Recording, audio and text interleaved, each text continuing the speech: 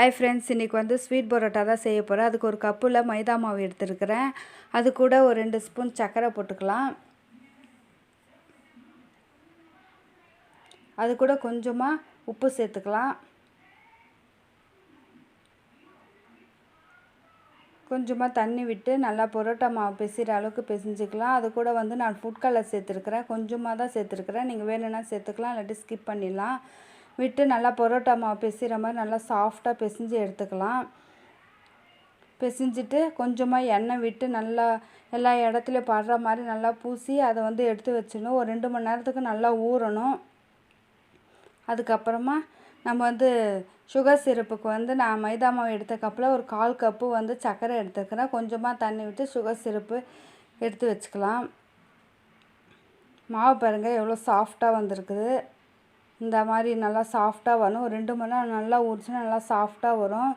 அதுக்கப்புறமா நம்ம வந்து சின்ன சின்ன உருண்டையாக பிடிச்சி சப்பாத்தி கட்டையால் நல்லா தேய்ச்சி மெலிசாக தேய்ச்சிக்கணும். பரோட்டா மாவு எப்படி செய்கிறோமோ அதே சேம் மெத்தட் தான். நல்லா அது மாதிரி தேய்ச்சி சுற்றி எடுத்து வச்சுக்கலாம். இப்போ சுகர் சிரப் ரெடி ஆகிடுச்சு. ஒரு கம்பி பதத்துக்கு வந்தால் போதும். நம்ம எடுத்து வச்சு இதுக்கு வந்து நிறைய சுகர் சிரப்பு தேவைப்படாது. லைட்டாக ஊற்றினாவே போதும். நல்லா இது வந்து சாஃப்டாலாம் வராது, கொஞ்சம் கிறிஸ்பாக இருக்கும், நல்லா டேஸ்ட்டாக இருக்கும்.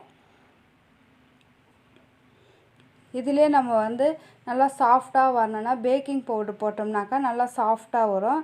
இது வந்து பரோட்டான்றதுனால நம்ம கொஞ்சம் வந்து கிறிஸ்பாக தான் இருக்கும். நிறைய சுகர் சிரப்பும் தேவைப்படாது.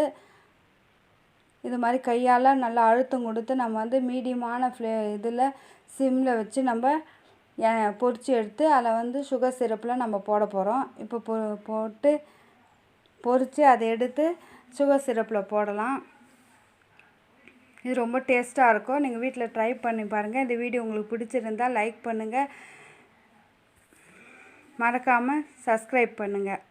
தேங்க்யூ.